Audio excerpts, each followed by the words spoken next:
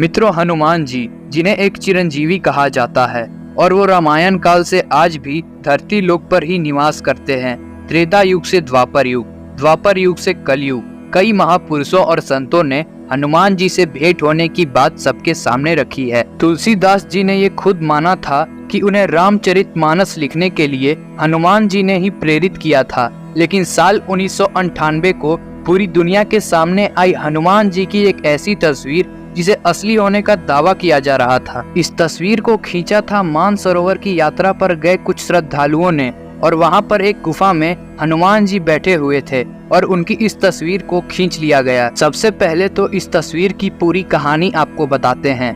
साल 1998 को पूरी दुनिया में हनुमान जी की ये तस्वीर पूरी तरह से सर्कुलेट हो गई।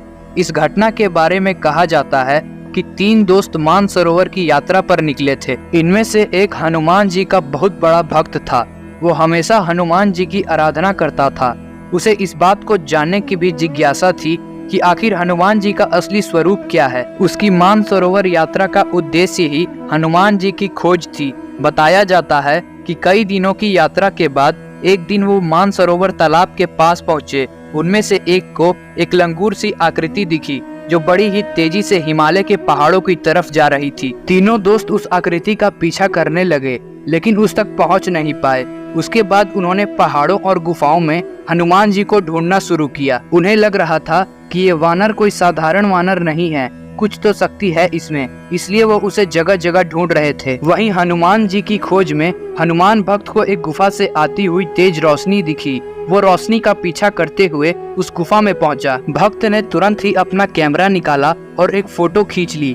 बताया जाता है कि फोटो खींचने के बाद ही लड़के के प्राण उसके शरीर से निकल गए। हालांकि इसके बाद उसे अस्पताल ले जाया गया, लेकिन डॉक्टरों के लिए भी यह मौत रहस्यमय थी। इसके बाद उसके दोस्तों ने रोल को निकलवाया और उसकी फोटो बनवाई, जिसमें हनुमान जी की एक तस्वीर सामने आई।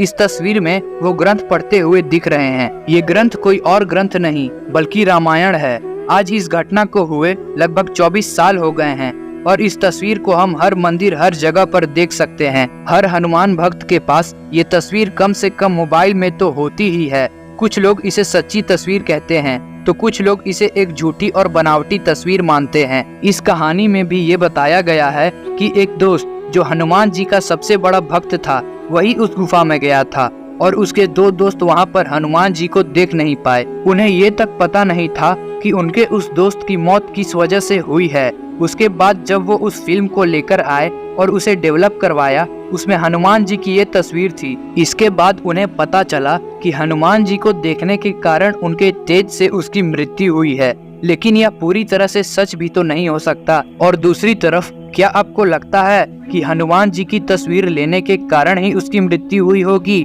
अगर हम इतिहास को देखें तो हनुमान जी ने हर भक्त की रक्षा की है। महाभारत में भी वो अर्जुन के रथ का ध्वज बनकर उन्हें बचाते रहे थे।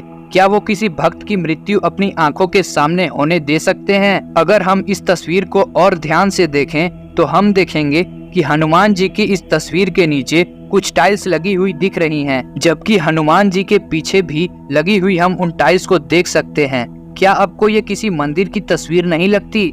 क्या किसी गुफा में इस तरह की आधुनिक टाइल्स लगी हो सकती है? अगर गुफा में ऐसी टाइल्स लगी हो भी सकती है तो क्या हनुमान जी ऐसी बनावटी जगह पर रहना पसंद करेंगे या प्रकृति की गोद में रहकर उसका आनंद लेते हुए दिखाई देंगे? कुछ ही समय पहले दक्षिण भारत के एक मंदिर की तस्वीरें बहुत ज्यादा प्रचलित होना शुरू हो गई। ये बिल्कुल वैसी ही प्रतिमा है जैसी उस तस्वीर में दिख रही है। इस मंदिर में लगी टाइल्स बिल्कुल उस तस्वीर की टाइल्स की जैसी हैं और समय के साथ साथ वहां पर नई नई चीजें बनाई जा रही हैं।